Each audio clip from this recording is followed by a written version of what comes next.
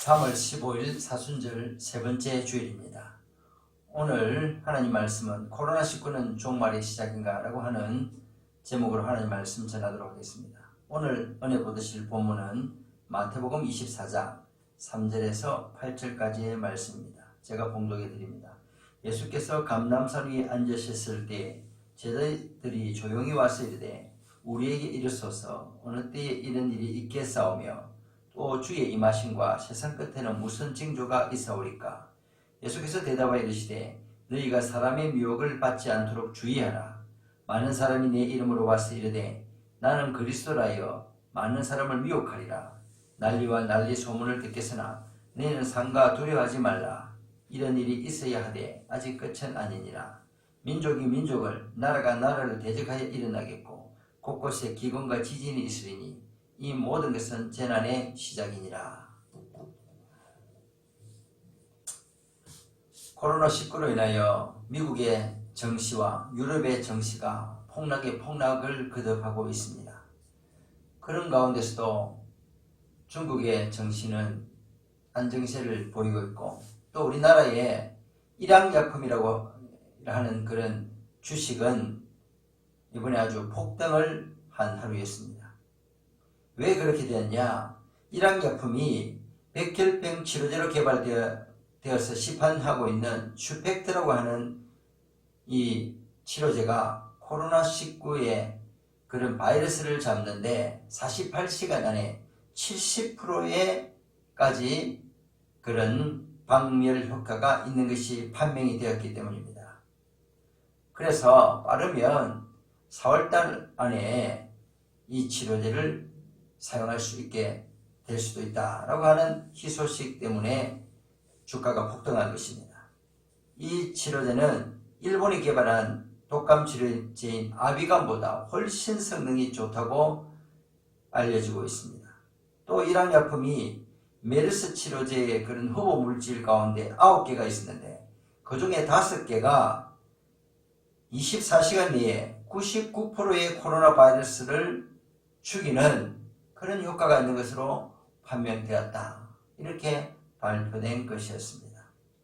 금요일에 완치자가 204명이었고 추가 확진자는 107명이었습니다. 또 중국은 8명, 7명 이렇게 확진자가 나와서 중국과 한국에서는 다소 진정세를 보이고 있기 때문에 얼마나 다행인지 모르겠습니다. 그러나 미국과 유럽과 특별히 스페인, 이태리, 또 프랑스 같은 나라에서 확진자가 계속 늘어나고 있고 이란 같은 데서 확진자뿐 아니라 사망자가 급속하게 늘어서 지금 많이 걱정하고 있습니다. 하나님께서 우리의 기도를 들어주셔서 한국과 중국의 코로나 바이러스 확진자뿐만 아니라 전 세계의 확진자들을 줄여주시고 치료하여 주시기를 우리 기도해야 되겠습니다.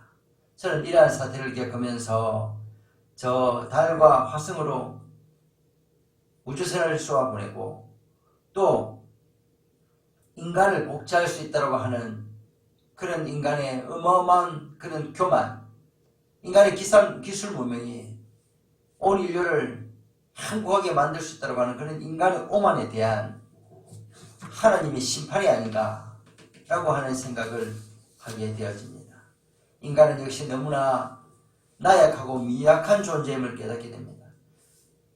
눈에 보이지 않는 바이러스 하나만 출현하여 하고 그것이 정식하고 호흡기를 통하여 전파되어도 한 나라뿐만 아니라 전 세계가 공포와 불안감 가운데 떨게 되며 모든 경제활동, 모든 이동활동이 막혀버리는 것을 볼 때에 인간이 얼마나 미약한 존재인가 하는 것을 정말로 깨닫고 겸손해지는 그런 시간을 보내고 있습니다. 전 세계의 축구, 야구, 스포츠 경기들이 다 연기되었습니다. 미국의 미식축구도 또 영국과 스페인과 이런 모든 축구 리그들도 다 연기되었습니다. 그리고 올림픽도 연기되거나 취소될 수 있다고 하는 이야기들이 나오고 있습니다. 이 코로나 사태가 얼마나 얼마나 무서운 것인가 라고 하는 것을 보여주는 것입니다. 또 그보다 더 무서운 것은 경제적으로 모든 나라들이 문을 닫고 경제활동이 무너지고 있다고 하는 것입니다. 현대의 경제는 거미줄처럼 묶여있기 때문에 한 나라가 무너지면 연쇄적으로 무너지는 것입니다. 중국 경제가 무너지면 한국도 무너지는 것입니다. 일본 경제가 무너지면 역시 한국도 무너지고 아시아 경제가 연쇄적으로 무너지는 것입니다. 이렇게 도미노처럼 거미줄처럼 이어져 있는 것입니다. 그렇기 때문에 하나님께서는 중국의 코로나 사태로 해결해 주시고 한국의 코로나 사태로 해결해 주시고 일본의 그리고 유럽의 모든 나라의 코로나 사태들을 박멸해 주셔서 온 인류가 평화 가운데서 경제활동을 영위할 수 있도록 우리가 하나님께 기도해야 되겠습니다. 이렇게 정말 두 달, 석 달 들어가면은 항공, 여행업, 무역업, 제조, 도소업이 다 무너지는 그런 위기를 맞게 되어지는 것입니다. 또 학교도 3월 23일이 아니라 4월달로 연기될 수 있다. 계약이 그렇게 말하고 있는데 학사 일정이 예정대로 진행될 수 있도록 기도해야 되겠습니다. 4월 15일에는 국회의원 총선이 있습니다. 이 나라에 좋은 지도자를 뽑아 좌평양되어져가는 이 나라를 구할 수 있도록 우리가 기도해야 되겠습니다. 저는 이런 사태들 앞에서 매일매일 기도하고 또 하나님께 이번 주는 아주 더 간절하게 묻게 되었습니다. 하나님, 7년 대환란이 이제 시작된 것입니까? 라고 하는 질문이었습니다. 특별히 금요일 밤에는 무겁고 두려운 마음으로 하나님께 기도했습니다. 그러나 하나님께서는 자비롭고 은혜로우셔서 우리의 기도를 들으시고 이 코로나 사태를 그리 오래 가게 하지 않으실 것이라고 하는 확신을 받았습니다. 저는 오늘 이 본문을 보면서 같이 이 말씀을 나누기를 원합니다.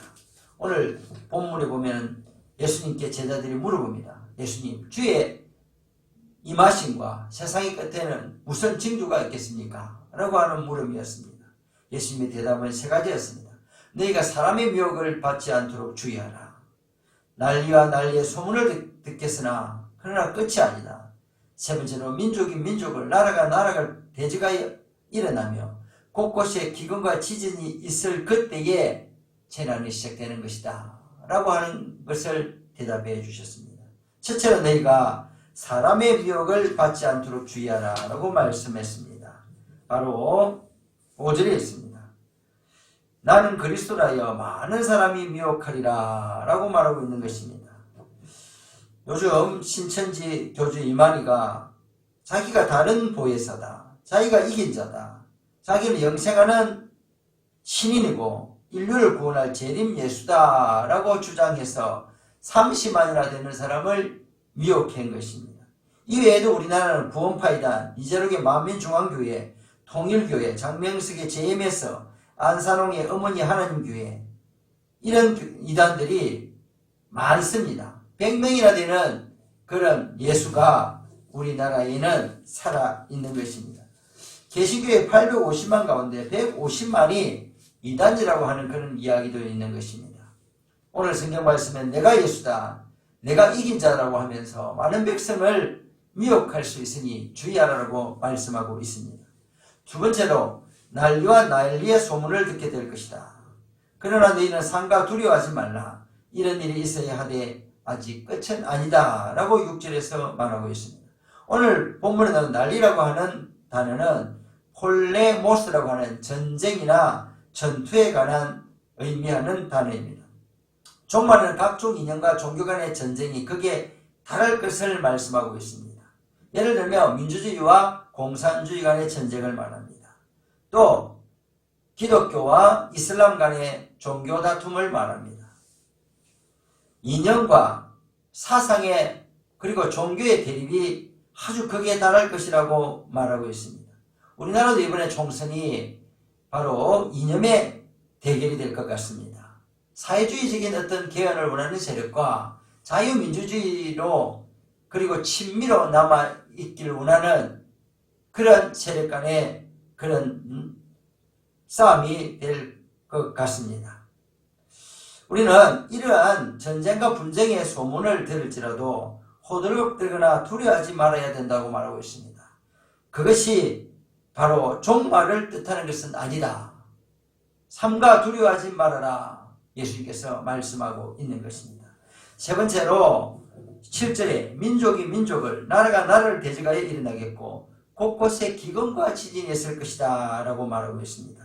오늘 본문을 공동번역을 통하여 보며 한 민족이 일어나 딴 민족을 치고 한 나라가 일어나 딴 나라를 칠 것이며 곳곳에 기근과 지진이 일어날 터인데 라고 번역할 수가 있는 것입니다.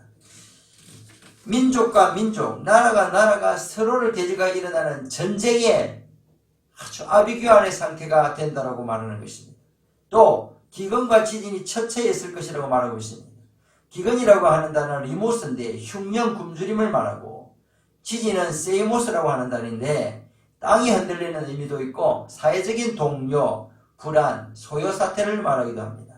지금과 같은 이런 세상은 풍요한 세상이지만 기근이 들고 마지막에는 흉년이 들고 도중에 먹을 것이 없는 그런 생지옥과도 같은 사태가 벌어진다라고 하는 것입니다. 그렇게 본다면 아직 종말은 시작되지 않았다라고 하는 것을 우리가 생각해 볼 수 있는 것입니다. 하나님께서는 종말의 시작은 어떻게 될 것이냐? 난리와 난리, 전쟁이 장굴하다라고 하는 것입니다. 민족이 민족을 대적하는 그런 전쟁이 곳곳에서 도처에서 일어난다고 하는 것입니다. 기근으로 많은 사람들이 굶어 죽게 된다고 하는 것입니다. 이것이 재난의 시작이라고 하는 것이죠.